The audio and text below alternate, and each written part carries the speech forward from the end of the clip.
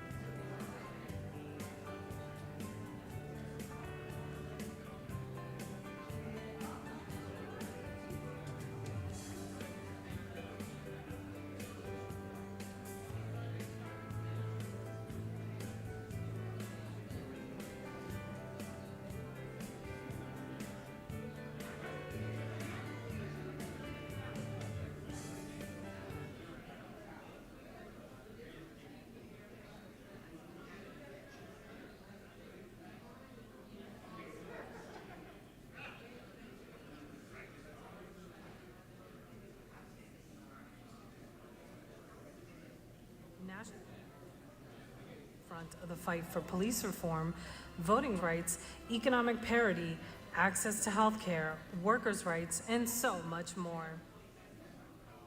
NAN is a social justice action organization. We're grounded in the teachings of Dr. Martin Luther King. We're committed to putting them in action. NAN's first chairman of the board of directors was Reverend Dr. Wyatt T. Walker, former chief of staff to Dr. Martin Luther King's organization, the Southern Christian Leadership Conference. He was succeeded by Reverend Dr. W. Franklin Richardson, who currently serves as the NAN's chairman. Their leaders across the nation are mostly ministers working on the ground daily to improve communities nationwide in the areas of education, healthcare, and criminal justice reform. Under the audacious leadership of its founder and president, the Reverend Al Sharpton, NAN has grown from its headquarters in Harlem, New York, to include over 100 chapters across the country, with offices in Washington, D.C., Atlanta, Los Angeles, Detroit, and Miami. No justice! No peace! No justice! No peace! No justice! No peace! No justice! No peace! What do we want? Justice! What do we want? Justice! What do we want? Justice! When do we want it? Now! When do we want it? Now! When do we want it? Now! When do we want it? Now! Hug the person next to you, tell them you love them. You know, many times people call Reverend Sharpton Reverend 911 because they will call him before they call the police because they know that he and National Action Network will stand up in a crisis. And they've been consistently standing up for those in crisis for years. Time and again, Reverend Sharpton has met with families of victims of police brutality, stood alongside them in their most difficult moments, and fought for justice and change. Because ever since 401 years ago, the reason we could never be who we wanted and dreamed to be in is you kept your knee on our neck. NAN's commitment to national police reform has remained unwavering through the decades. Because of this sustained pressure, the George Floyd Justice and Policing Act passed the House, and the Eric Garner Anti-Chokehold Act was signed into law by Governor Cuomo in 2020. Reverend Sharpton and NAN have worked with elected officials on areas of importance to the community, even finding common ground with those on the opposite end of the spectrum. This year, the focus was on voting rights, as voter suppression laws have emerged around the country.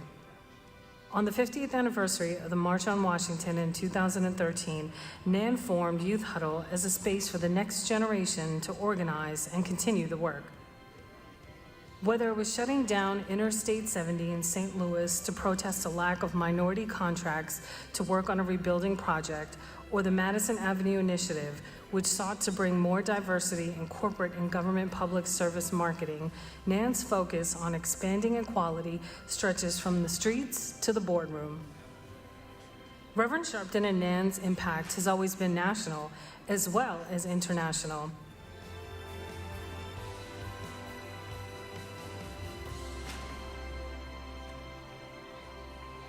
NAN has taken action against inequality and injustice wherever the need arose. Whether it was protests in support of Trayvon Martin, calls for justice for the Gina 6, rallies to end stop and frisk policing tactics, a 10-day Selma to Montgomery march where Reverend Sharpton broadcasts Politics Nation nightly, or partnering with World Central Kitchen to feed hungry families in the aftermath of a global pandemic, NAN's unyielding dedication to the fight for justice has transformed our national dialogue, changed policy, and touched countless lives. When he founded NAN 3 decades ago, Reverend Sharpton wanted to ensure that action was a key part of his organization, not just words. Every day since, he and National Action Network have fulfilled that mission with grace, dignity, and respect, all in the name of the greater good. Every obstacle put in our path should remind us of the power we hold in our hands each time we pull that lever or fill in that oval or touch that screen. We just have to harness that power. We've got to create a national network committed to taking action. We can call it the National Action Network. Or in other words, no justice, no peace.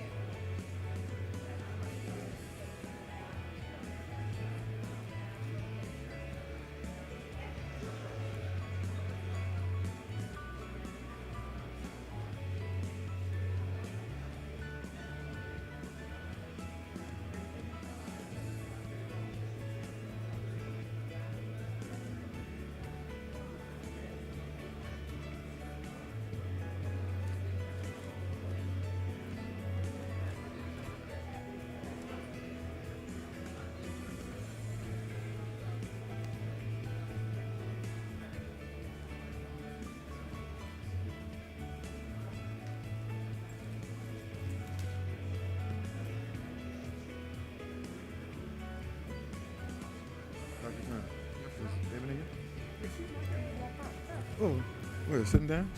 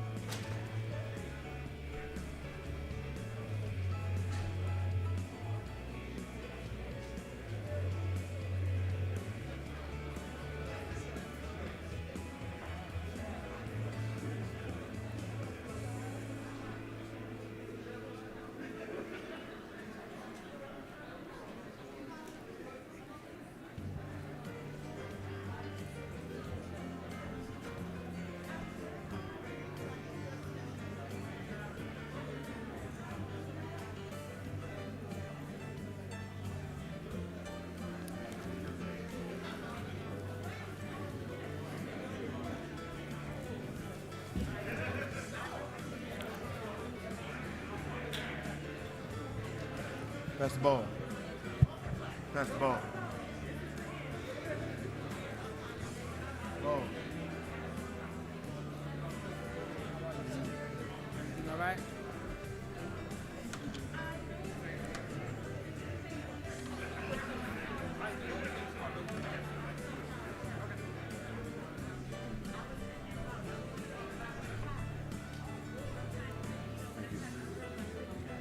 Whenever you're ready, just get us started a little bit, and with the music. It's your show, right? Thank you.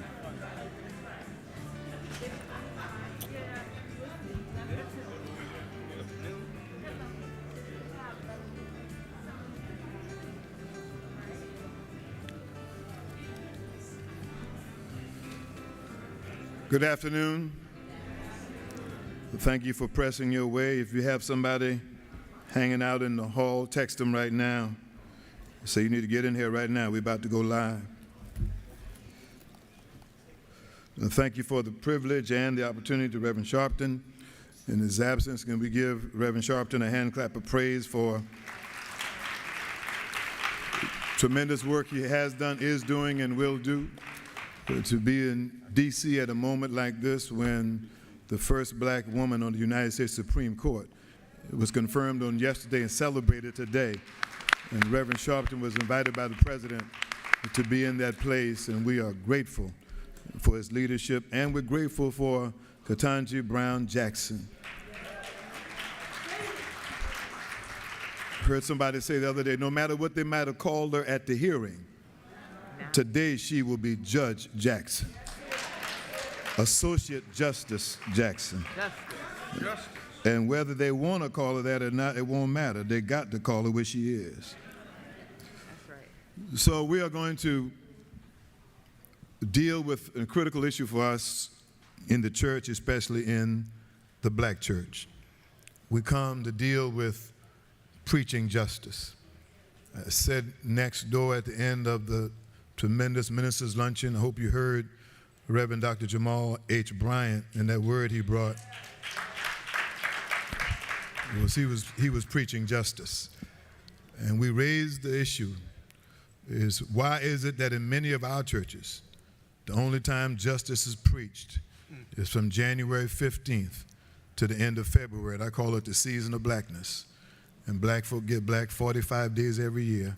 And then after March 1st, they go back to be wannabe, anything except black. And we want to raise the issue. Is justice a part-time theology, part-time religion? Or is what God said in Micah?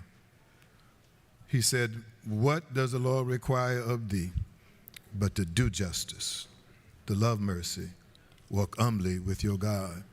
And then Jesus, who we love, said to the religious elite in Matthew 23 and 23, you can do all those other things, tithing, giving, and serving, but the weightier matters of the law, the most important matters of the law are justice, righteousness, and mercy.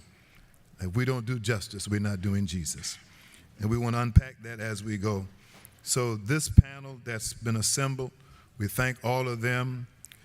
From my left down to my end of my right, then they will come and introduce themselves, do an opening comment, and respond to our first question. We have with us Reverend K.W. Toulis from Los Angeles, California. He is our NAN leader in California, also the president of the Baptist Ministers Conference of Los Angeles. We have the esteemed Dr. Aubrey Hendricks, one of the foremost biblical scholars in America today at Columbia, and a great teacher, leader, and we used his book for Bible study. Then we have Dr. Ebony Marshall Turman at Yale Divinity School. Tremendous leader, author, writer, preacher, and teacher, and we are honored that she is with us. And then we have Reverend Dr. Jason Turner from Memphis, Tennessee, pastor of Mississippi Baptist, Boulevard Baptist, and a tremendous leader in our own right. And we're excited about what he has done and will do. So let's start with who we have and ask them to respond to this after we pray. God, take hold now and deepen our minds, open up our hearts. Let us hear your word that will not just be for recitation, but will be for transformation. Yes. Make way now, Lord, make way. Open us up so that we can teach, preach, and live justice. In your name we pray. Amen. Amen. We'll begin with this question. Why is it important to our modern day freedom movement to get more black pastors and clergy to include the theology of social justice in their biblical interpretation, preaching, and teaching? And so the chairman just came in. Let me recognize the chairman for what he did next door and does all the time. I don't think he broadcasts enough the other half of his life that's in the world of the academy, the world of teaching, leading, and molding preachers all across the country, down in Virginia. And for that, we bless you, Chairman Richardson. Give him another hand clap of praise. So now, let us begin with Dr. Hendricks first, then Dr. Turman, then Dr. Turner, then Reverend Toulis. In that order, please. The question, why is it important to our modern day freedom movement to get more black pastors and clergy to include a theology of social justice in their biblical interpretation, preaching, and teaching?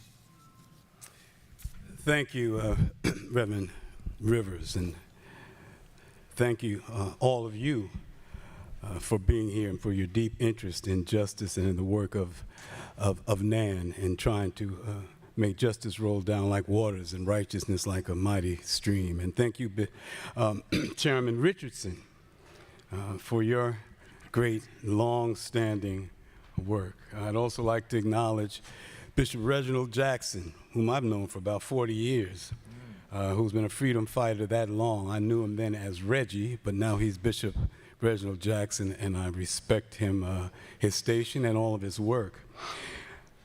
I say it's crucial that we talk about justice in our preachments and our proclamations to our people, but it is just as crucial that we be clear what we mean by justice. Mm-hmm. That is to say, that we be clear about what the Bible means by justice.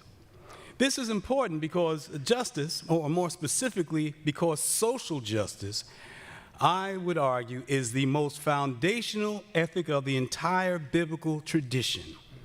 So it is absolutely crucial that preachers understand and proclaim justice in its full meaning and in the fullness of its profundity. I explain much of this in my recent book, Christians Against Christianity, but I say in all humility that some of you preachers might want to take notes, because I guarantee that there will be some preaching material offered this afternoon. First, mishpat, which is the Hebrew term for justice or judgment in the Bible, is the most often used ethical concept and term in the Bible.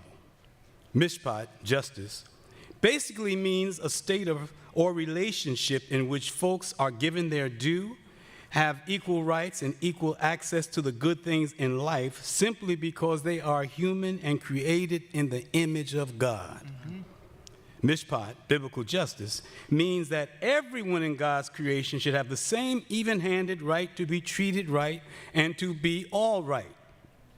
This was well expressed in Moses' instruction to the Hebrew community in Deuteronomy 16, in which it said, "You shall appoint judges and officials in all your towns, and they shall render just decisions for the people. You must not distort justice. You must not show partiality, and you must not accept bribes. Justice, only justice you shall pursue." Jesus sharpens the meaning and the foundational centrality of justice to the gospel witness and to our responsibility to strive for it when he declares that love your neighbor as yourself is as important, is as central as loving God. In other words, what Jesus imparts to us is that wanting and working for our neighbors to have the same rights, freedoms, and access to opportunities and the good things of life as we want for ourselves and our loved ones is the highest actualization of justice, of egalitarian justice, if you will. It says that, Jesus says that everyone under the gaze of heaven is equal in rights to anyone and everyone else, regardless of the privileges, statuses, and supremacy they might claim. And that, yes, includes us preachers, because pastor is a role. Bishop is a role, not a status. Just ask the Apostle Paul.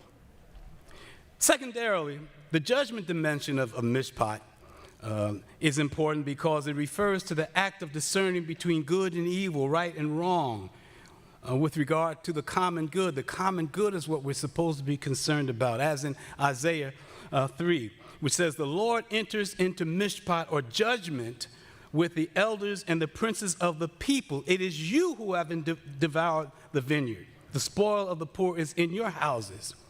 So central is justice in the biblical tradition that Isaiah tells us that the Lord is a God of justice. Then we see that the second most often used ethical term in the Bible is the Hebrew term tzedakah, which is usually translated as righteousness in the sense of personal or individual piety, but the term means much more than that. And although Paul speaks from an individualistic perspective often, the biblical cultures from Genesis to at least through the Gospels are concerned with the common good rather than with individualism. In fact, there is no term for individual in the Hebrew Bible. Rather, the focus of the Bible is social, the welfare of the people, the ha'am they call it, the people, the community, the society. So the term tzedakah does mean righteousness, but in the sense of social righteousness, not personal piety, not acting so holy that butter wouldn't melt in your mouth. Tzedakah, righteousness, means doing right in society. And what is doing right? It is doing justice in society, putting justice into action. In this sense, then, tzedakah, righteousness, has no meaning unless it is connected to putting justice into action according to the communal ethical standards of the Bible, which is why we have the National Action Network. It's not the national talk about it and ruminate about it. Justice means nothing if you're not trying to put it into action. Right.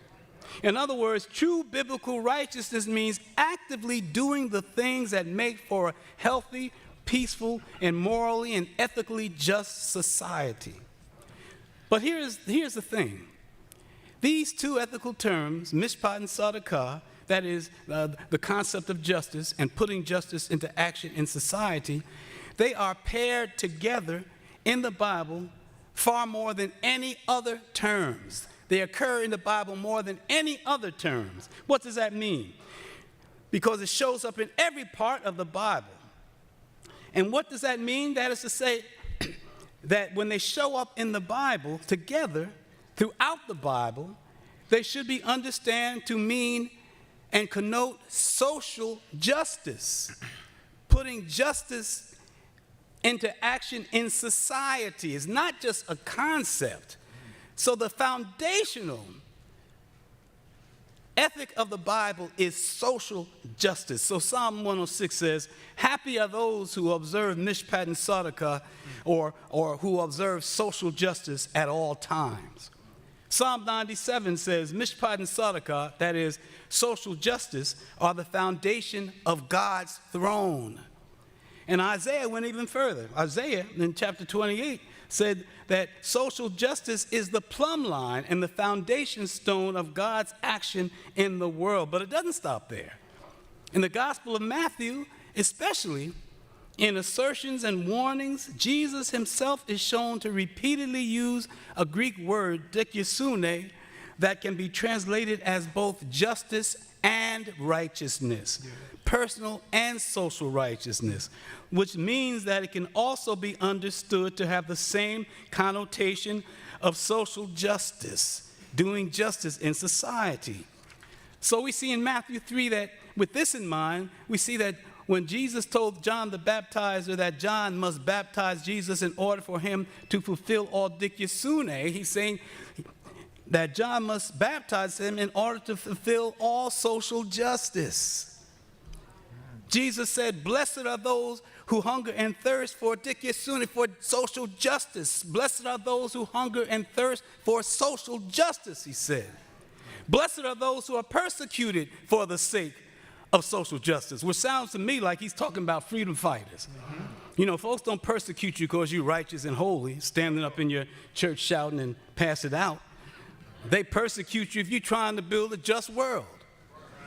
That's right. Then Jesus offers this challenge and warning, which is too often missed, when he said, unless your social justice surpasses that of the scribes and Pharisees, you will not enter the kingdom of heaven. Right.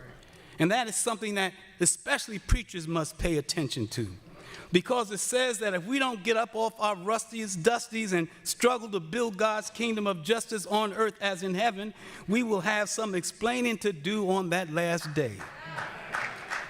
With this clarified perspective, then, we can now understand that when Jesus says, we can now understand what Jesus means when he says, seek first God's kingdom and God's social justice, and all these things will be added to you. We can understand that that means he's giving us an uncompromising marching order.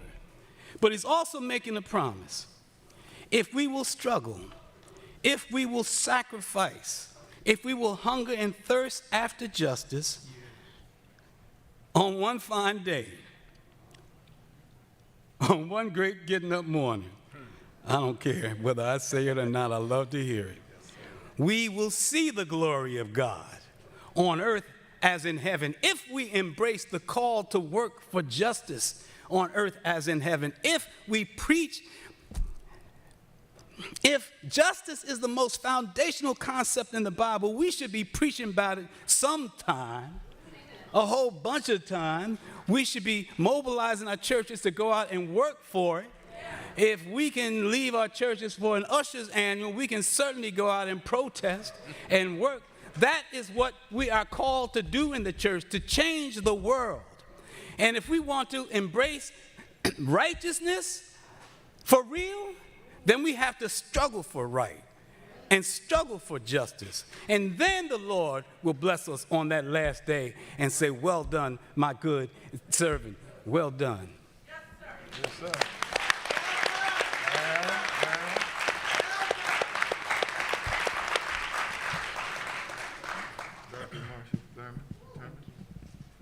I'd like to echo the sentiments, the protocol that has already been established by Reverend Nelson and Dr. Hendricks.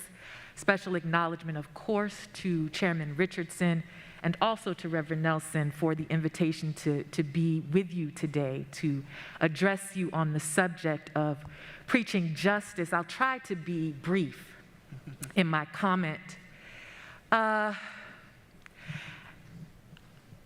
As the only preacher on the panel who, well, I guess obviously is a woman, but also who is also the only systematic theologian and constructive theologian on the panel, when I approach the question of preaching justice, I have to stand very closely, stick very closely to my teacher and my mentor, the father of Black theology, James Hal Cone. Now, I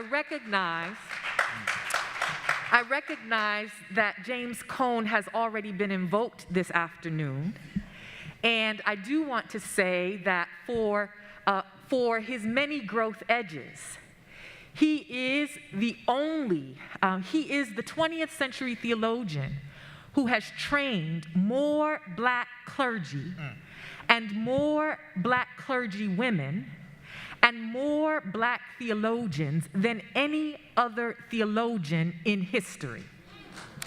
I stand by Cone in this regard because in his now classic text, A Black Theology of Liberation, it was his second book following Black Theology and Black Power in '69. In A Black Theology of Liberation, Cone makes this radical claim that messed everybody up, white people and black people. Cone said that there is no Christian theology. There is no Christian theology outside of a theology of liberation, a theology of justice. He put a finer point on it. He said there is no Christian theology outside of a theology of black liberation. Now, we're talking about preaching justice today. The fact of the matter is we can preach anything. If you can preach, you can preach Mary had a little lamb. You can preach H to the Izzo, V to the Izzy. We can preach anything. And much of the problem in our churches is that we are preaching just anything. But in the preaching, if the God who enters history on the side of the oppressed, revealed to us in the Exodus, is not proclaimed in one's preaching, if the God who stood, as revealed in Luke 4, right, at the precipice of his public ministry and declared that the Spirit of the Lord is upon me and hath anointed me to set at liberty, that is, liberate, them that are oppressed. If that God is not revealed, then we are not preaching a Christian theology. Come on.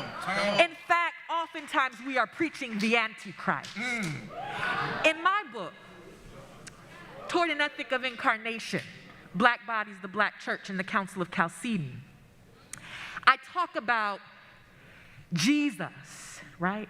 I talk about God in Christ, who as offered to us in Paul's hymn to the church at Philippi, this God puts on the form not just of man, because as a womanist, I got a problem with that gender exclusive language, but a God who puts on the form of a slave, right? I talk about a God who is born in the poverty of a barn. A God, no health care, no prenatal care, no maternal care, couldn't even get into a hospital, but was born outside in a barn. The poverty of a barn to an unwed mother out of a ghetto called Nazareth. This God who tells us that he had nowhere to lay his head. He was homeless, a God who tells us, or rather who dies the death of a slave on a cross at the hands of an empire, state-sponsored violence with, as people have already noted, his hands up in front of his mother and his friends. This God, if this God is not revealed in our preacher, a God who is on the side of the oppressed, a God who cares that black people are the most disproportionately oppressed people in this nation, and I will say even the world. There were Jim Crow lines in Ukraine a few weeks ago. That's right. Right? If we don't preach this God, we are not preaching the Christian gospel. We are preaching a gospel whether we talk about sin or whether we talk about heaven or whether we talk about prayer, if this God is not revealed, we are preaching a gospel that bows to a white theological imagination and its white Christ. And in that regard, per Cone and the womanist who followed him, we're only preaching the Antichrist. Oh, Lord. Oh, Lord. Oh, Lord.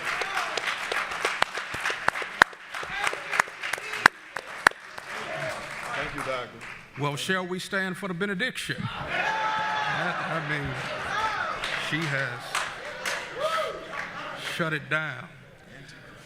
Again, I do want to take a moment for us to celebrate the life and witness of the president of the National Action Network, Reverend Al Sharpton. Even in his absence on today, he has made sure that the black church is at the center of all that the National Action Network is.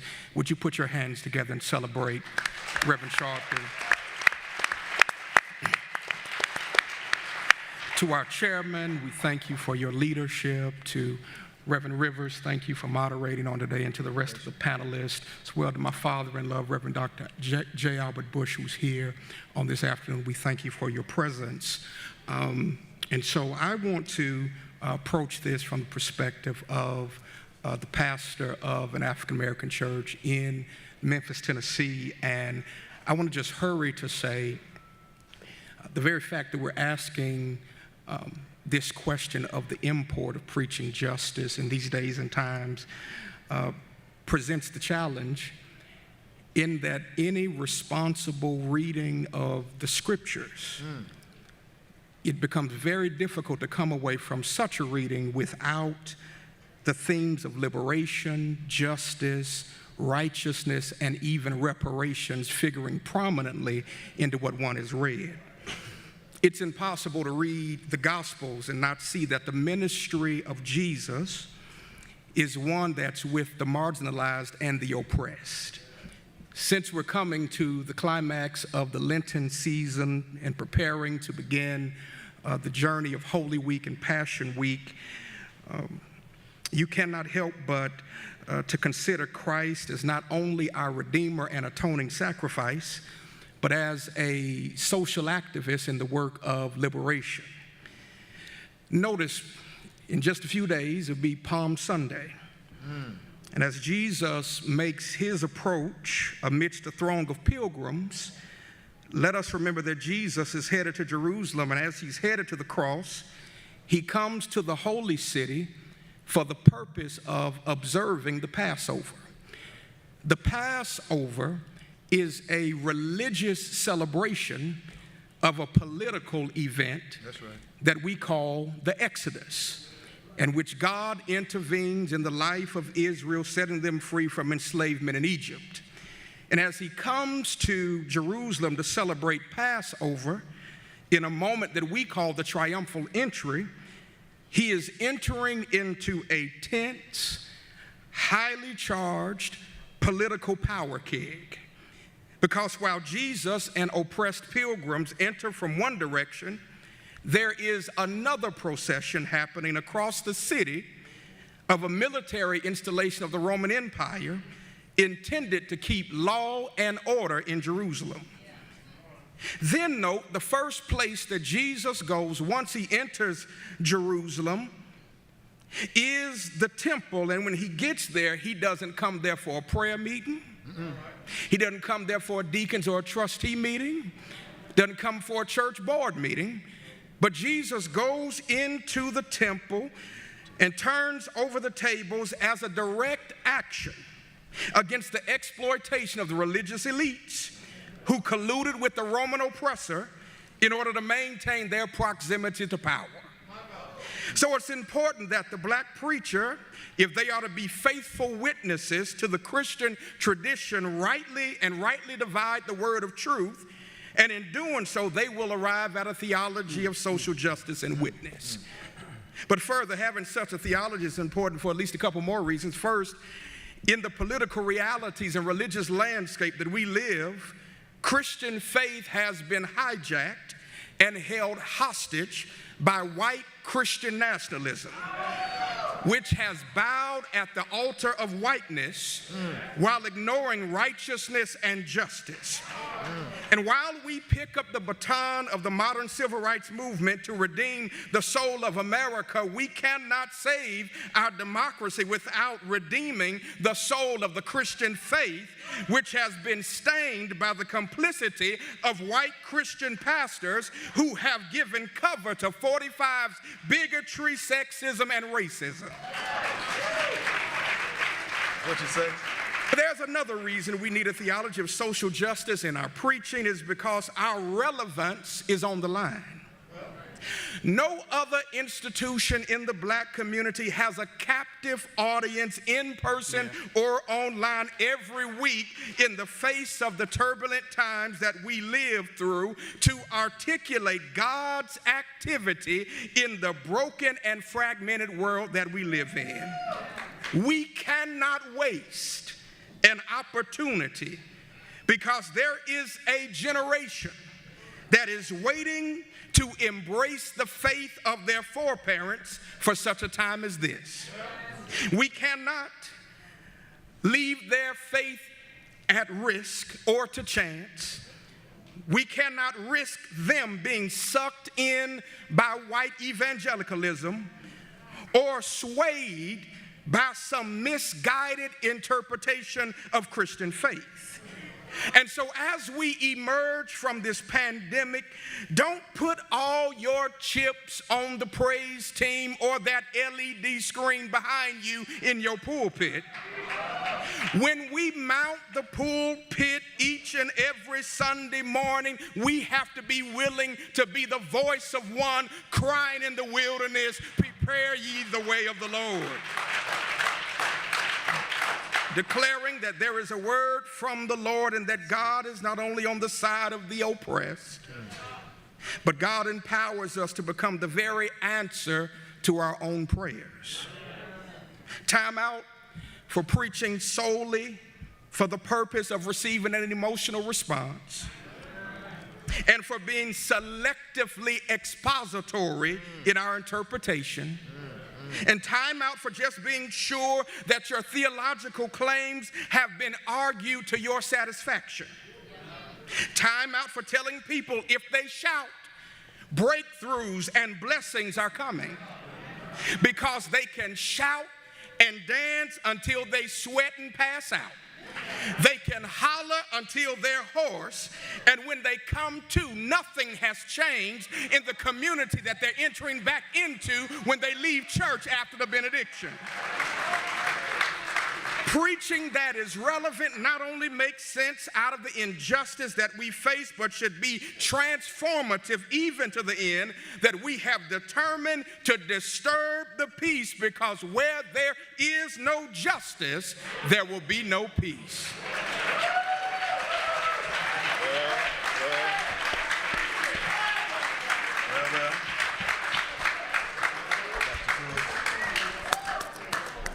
Amen. We're so grateful to be here today with so many of those who I look up to and I adore, and I've read many of their opinions and books and things that has helped to increase our ministry throughout this world. I'm K.W. Tulis, and I'm just an activist. But I'm so happy to be here again.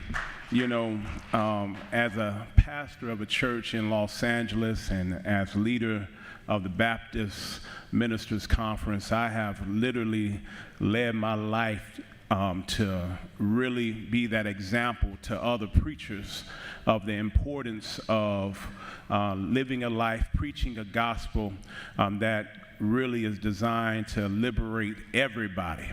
When you think about so many of the things that our communities are struggling with, from homelessness to houselessness to just the economic trials of our communities, I am thankful for organizations such as the National Action Network.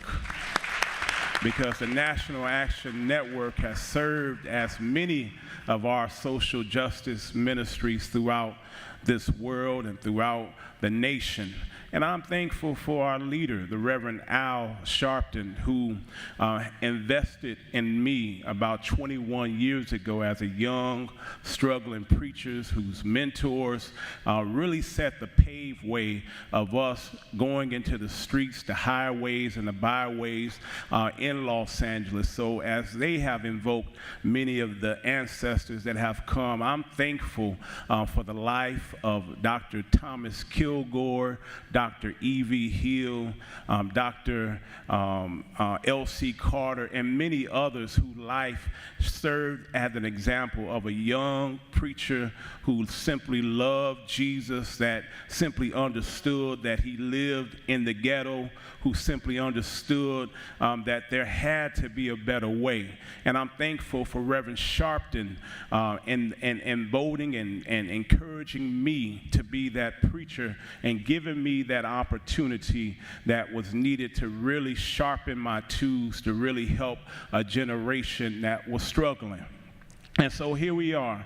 The question is, why is it important for modern day freedom movement to get more pastors and clergy involved to preach a theological justice in a biblical time as we live, preaching the teaching of the word? Well, look, it's important, and we know and we see and we've heard from many of our scholars here on today of the importance. But again, one of the best teachers that I've had was from a preacher who didn't go to school but simply said, sometimes your life is the best Bible that people can see. Meaning it's our responsibility as pastors to really, amen, to really cultivate and really sharpen God's children to be that light in dark situations. For I believe that many of us that are here today, we have the power to bring light to those dark situations. We have the power to bring light in the darkness that is exposed every day at the 6 o'clock news. And so we must, as pastors and teachers, continue to support organizations like National Action Network. We must continue to support the convention and come and sharpen our tools where we can really be able to expose some of the things that we are facing within our world, from voter suppression that is happening even right now as we sit in our conventions, and voter suppression, homelessness, houselessness, economic crises. When we see that happening within our communities, we have to be able to communicate and particularly express to our members and those who are around us that are watching us globally and in our local church of the importance of how we can connect our Bibles through our lives, right? And that's what we're all about. And so it's all about for us as people and as pastors to really be that example to those that are in the pews. And I've had those challenges as the leader of the Baptist Ministers Conference of Los Angeles when there was civil unrest that was highlighted all across our communities. When it came down to the George Floyd, many people decided to loot. Many people decided to, simply segue the real message of social justice through their actions that was happening. So I said, who better else can be able to stand up and really set that right tone in America? And so I called a few of our pastors, and those few pastors we turned to over 1,200, and we led demonstrations through the streets of Los Angeles, changing those narratives of what it was all about. So I say, through your efforts, through your effort, get up and get involved,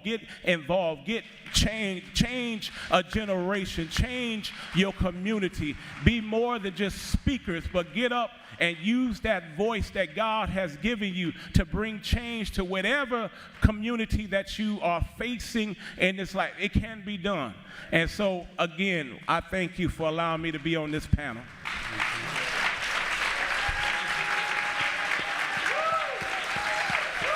Well. Yes, didn't they bless us? Didn't that answer the question? So we're going to put a fine comb on it now. I want to ask this last question, and ask them, now that they've given us the power of their preaching and their teaching, that they dealt with the why. And now I want to raise the question of the how. Ask them to use 5 minutes to answer this question. What action should black pastors and clergy take to become better equipped to preach justice throughout the year, not just during the season of blackness? What actions would you recommend that black pastors and clergy should take to become better equipped to preach justice? We don't need just to tell you that there's not enough. We need to talk about how you can prepare yourself to do more of it. We're going to start with Dr. Marshall Turman, who got preaching in her bones, and to raise the systematic theology sister's insight about this question. Let's start with her, then it'll be Dr. Turner, then Reverend Toulis, and then Dr. Hendricks, in that order, please. Thank you, Pastor. What about? There are 3 things that I will contend for as it relates to what we can do in order to preach justice throughout the year, and to not just to preach justice throughout the year, but to preach justice authentically. And the first thing that I would like to contend for as it relates to pastors is thinking. Often, you know, as someone who served as a pastor for over 10 years, I recognize that the challenges of the local church are sometimes, most times, overwhelming. And the challenges of the local church and community can overwhelm us, especially if we are working as individuals, right, in ministry, trying to hold everything together ourselves. It can be overwhelming, and it can preclude our instincts to think. But we have to carve out the time to think about specifically justice for who. Because the fact is, we can be pro-black. We can be anti-racist. And the whole time we preach a pro-black, anti-racist message, we can be sexist and misogynistic. We can be pro-black, right, anti-racist and anti-sexist.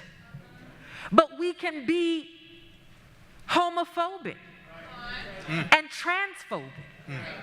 We can be pro-black, we can be pro-woman, we can be pro-queer folks, but we can hate the poor. Right?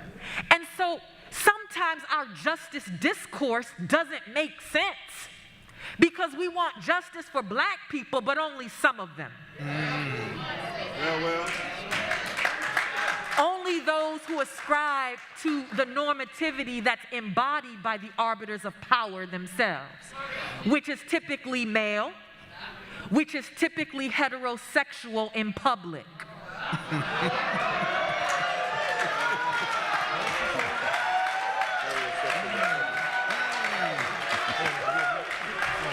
So the first thing we have to think about, the first thing we have to do is think.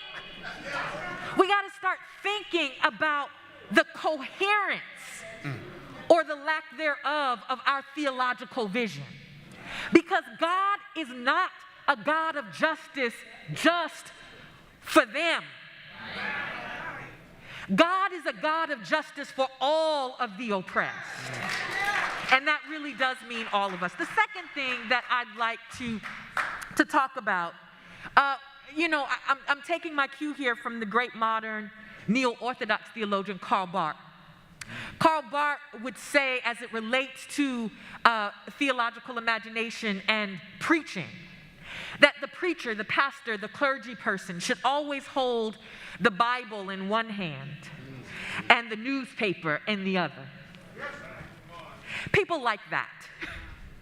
But I'm going to depart from Barth a little bit this afternoon.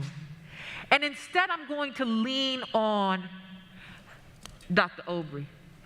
The womanist logics, the womanist legacies of so many black church women as it relates to what they did every day in the act of embodying justice in our communities. I'm talking about women like Septima Poinsett Clark, and women without letters in front of their name or behind them, right?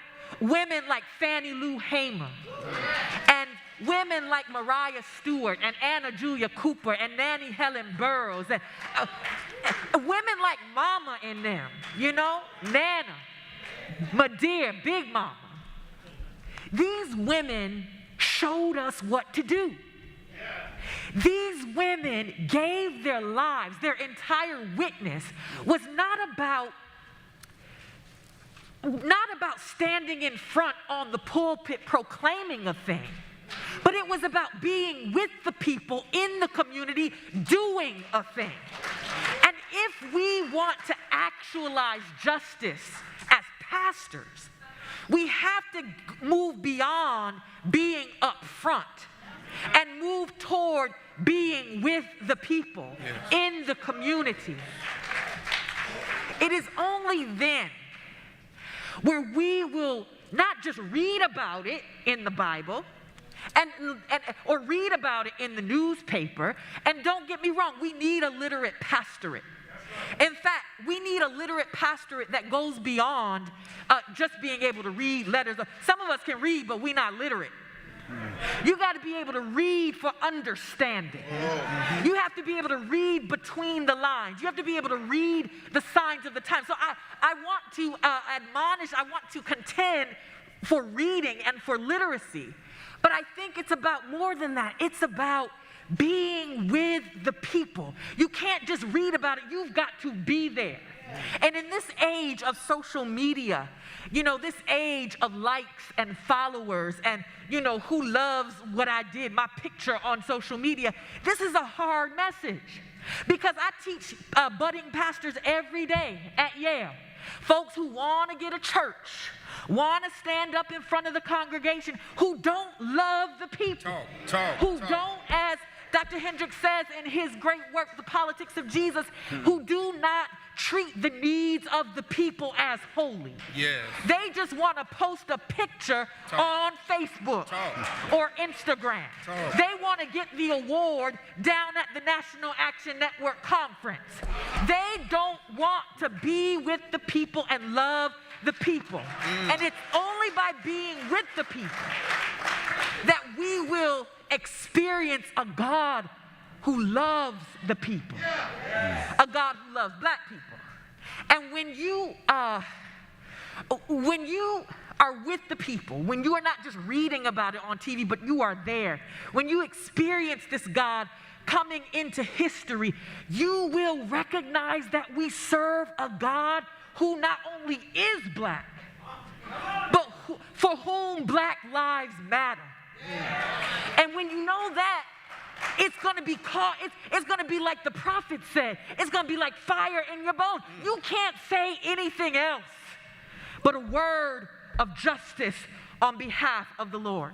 And so that's what I commend to you, that we have to start thinking. We definitely have to read, but we also have to love our people. Oh, finally, in regards to those three things, let me say finally, we have to reject and resist at all costs white theology, which we have been conditioned. We have been conditioned to think that race doesn't matter. That when we all get to heaven, what a day of rejoicing that will be. No, no, no, no, no. God cares about who we are. And God cares, and that's why he came as a slave.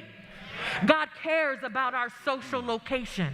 God cares about our ability to work or not work, the condition of our community. We have to reject white theology that dares to whitewash our blackness and know that black is beautiful, baby. And the God we serve looks like us.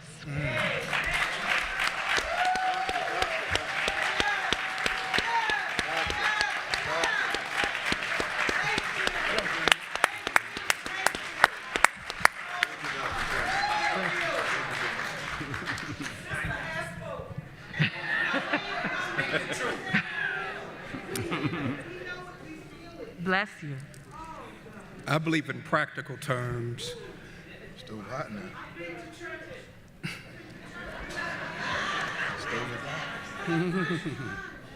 Bless you.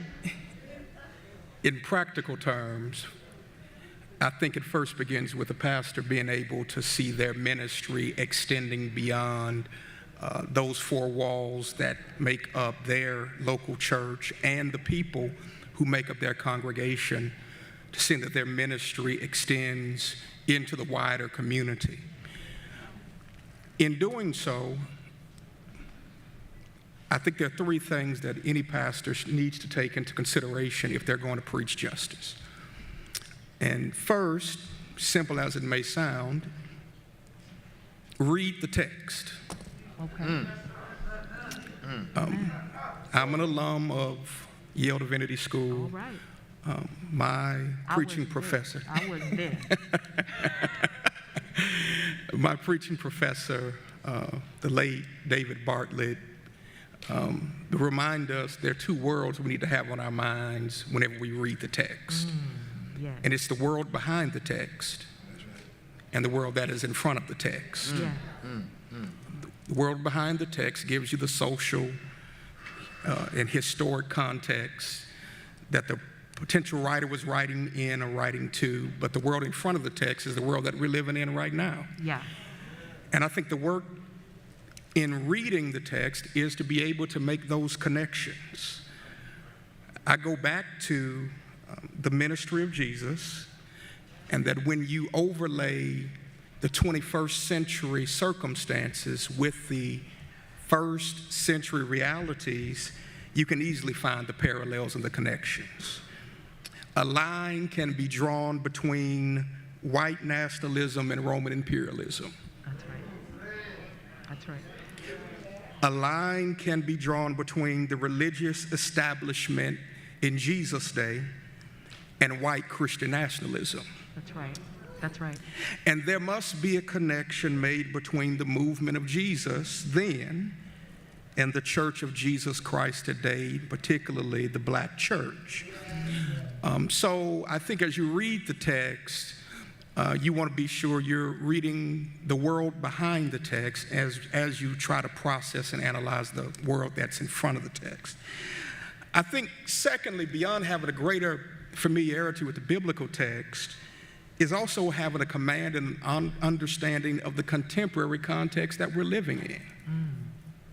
I think the reason why there's not a lot of justice preaching is because there's not a lot of curiosity about the world that we're living in today. That's right. That's right. And so when one comes to the preaching moment or preparation for the preaching moment, that world is not in the consideration. And so I believe any preacher needs to be well aware of what's happening in the wider global community, what's happening on the national stage, and what's happening in their local community, and being able to understand these issues deeply, and that as much energy as you put in to doing the word studies and all of that kind of work in exposition and understanding the history of the text, that you're putting as much time in understanding the contemporary realities that the people that you are ministering to are living through. And I think the third thing is this: if the preacher sees their ministry beyond those in their congregation, in the four walls of their local church, they should, and take seriously the ministry of Jesus, we have to make the move from just doing charity to the work of justice. I raise this because for the past 9 years I've been blessed to lead a wonderful congregation in Memphis, Tennessee. Amen. Amen. Much of what Memphis is known for, what was there in 1968 is the same reality My Lord. that we're living in 2022. My Lord. My Lord. Let me say it more clearly. The same things that brought Martin King to Memphis April of 1968 That's right. are still around in 2022. That's right. That's right. And so Memphis is known nationally as one of, and I want this to sink in, as one of the most generous cities in the country. while at the same time being one of the poorest, if not the poorest city in the country. Let me rewind and press play. One of the most generous cities in the country, while at the same time being one of the poorest cities in the country, which would suggest that the charity is toxic. Because the charity comes from a place of maintaining what is instead of working towards what can be. And so I've been really encouraged to see African-American churches do great work throughout the pandemic. We've fed the hungry, we've clothed the naked, we've done all of those things, but at some point the preacher has to have a certain restlessness to say we're not going to settle to just keep feeding hungry people without dealing with the problem of food insecurity. That's right. That's right. Okay? That's right. We're not going to keep having to deal with the not only lack of access to housing, but the lack of access to good housing stock without dealing with the problems that create such a need. And so I would challenge every preacher to not just be content to preach your congregations into a praise and not deal with the problems they're dealing with when they leave on Sunday. Amen.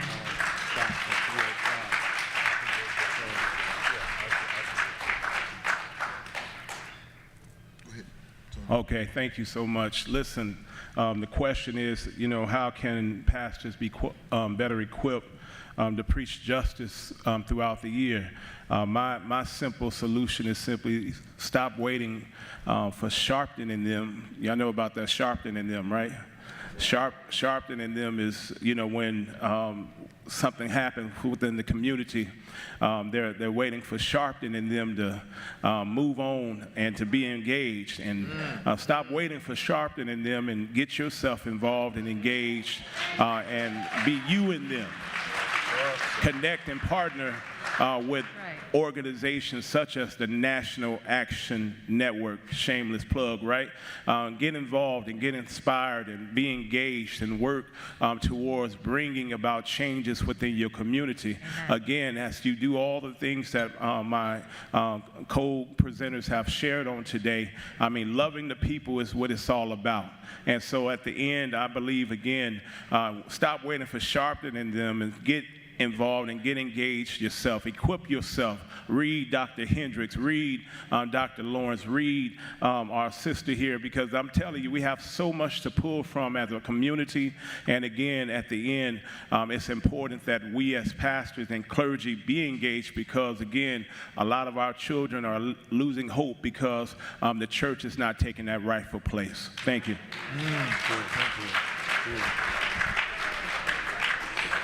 Well, I think the first thing that we have to do, really, is to understand that preaching justice and working and empowering folks to struggle for justice is not a suggestion from the gospel. It is a commandment. It is a basic commandment. I think the second thing, and I appreciate Reverend Turner touched on this, is that we do have to study the Bible. You got to pay attention to the Bible, but I want to sharpen that a little bit more. I've asked my students, suggested students, they've argued with me, but I don't care, and that is that I suggest that folks take, if you can, take a hiatus, take a vacation from Paul for a year and read the Gospels. Get to know what Jesus says, because most folks interpret the Gospel through Paul. And it's not Paulianity, it's Christianity.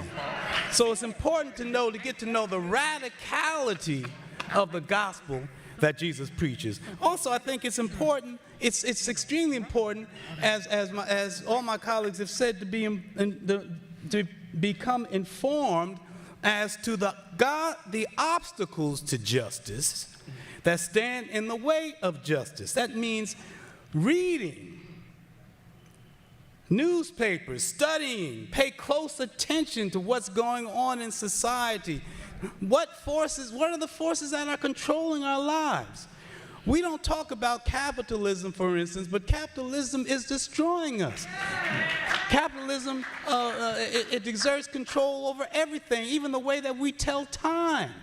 Even the way what we think is normative. Who said 8 hours a day is normative? It's normal. God didn't say that. Capitalism said that. And we only got to 8 hours because unions fought to get us down from 12 and 14 hours a day. Right. Preachers need to be aware of these issues so we can get out and struggle for our people. Also, I think we need to follow the model of Jesus. The Gospel of Mark says that Jesus was always on, in the Greek hoi hodos, always on the way, right? Jesus was always out with the people, raising people's consciousness. You know, when it says Jesus is going from here, there, and town to town, well, that's what you do when you're trying to raise the people's consciousness and empower them, lead them. And so preachers need to do that, to get out among the people. Dr. Turman talked about that. Get among the people, know what their needs are, but get out and get your hands dirty and empower folk to come together to try to change this thing in God's name. And preachers should be leading protests and should be on the leading edge of raising consciousness and knowing what's going on in this society. And I know that you're working hard all week. You got all kinds of responsibilities as pastors. I understand that. So call on some of us who can do some of the grunt work for you. But there's no excuse for pastors to not know what's going on in society when you have resources to call on. Folks need to hold their pastors' feet to the fire because there's that responsibility. Lastly, we have to realize that there's a difference between Christianity of faith and ideological Christianity. Ideological Christianity means that you refract your Christianity through the prism of your interests and desires, which is what white Christian nationalism is all about. It is not Christianity of faith.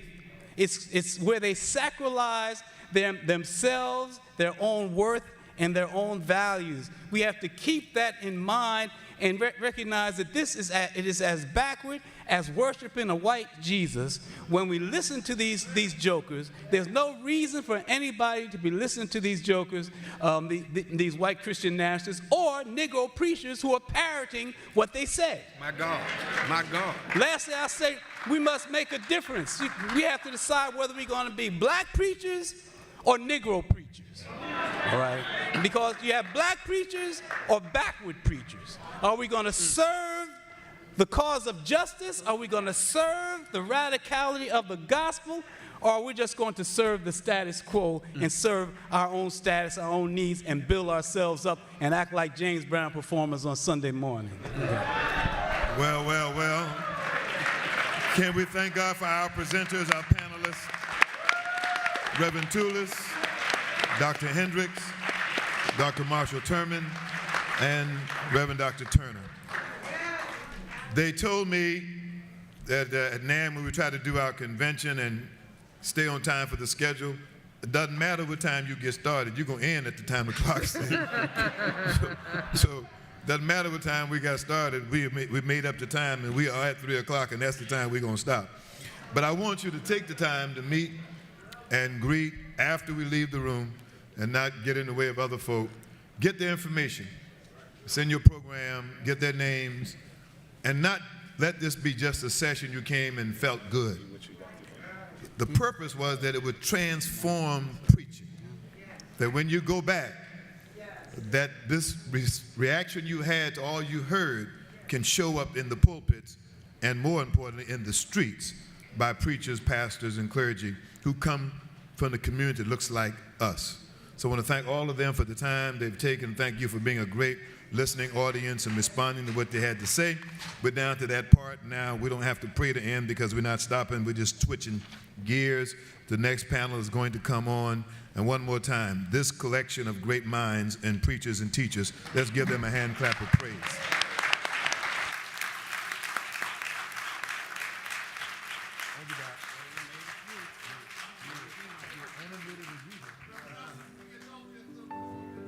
Sure.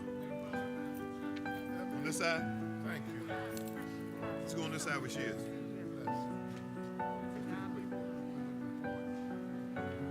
That's right. Yes.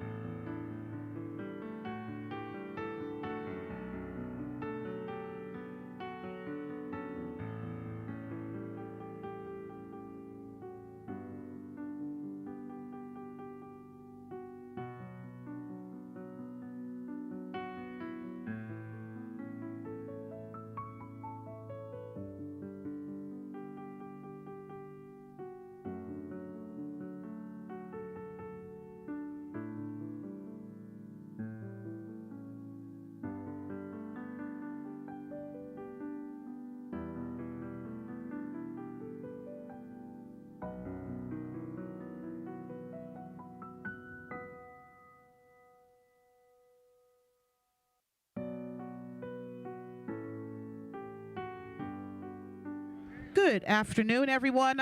We're going to request that everyone clear the front of the stage. We actually are still in program and have the next plenary speaker up and ready to speak. And so we're just going to ask everybody to graciously please clear the stage so that our next speaker can begin and we can continue on with our program. Thank you so much for your consideration and understanding, and we look forward to you being with us the rest of today. But we're asking again, everyone at the front of the stage to please clear the stage so that we can continue with our scheduled program. Very much appreciated. Thank you so much.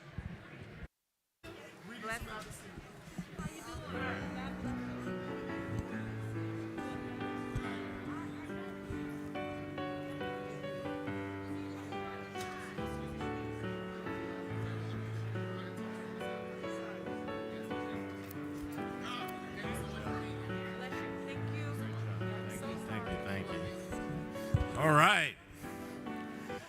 Let's try to get settled down.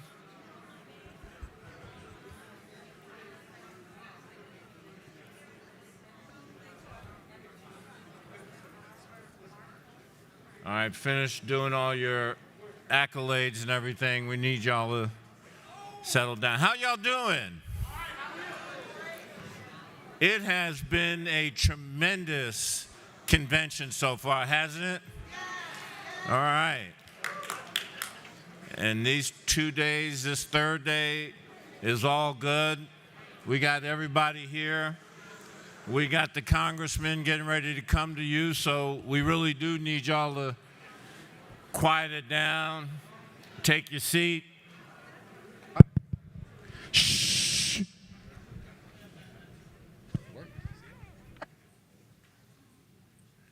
All right. Well, once again, welcome to everyone. Y'all having a good time? Yay. It's been, like I said, it's been a great conference. Again, give yourselves a big hand because you are so much of making this all work. And you are really the people that make the wheels turn, as they say. and really want to thank the panel that we just had preaching justice. Give them a big hand. That was really spectacular. Only at National Action Network. And,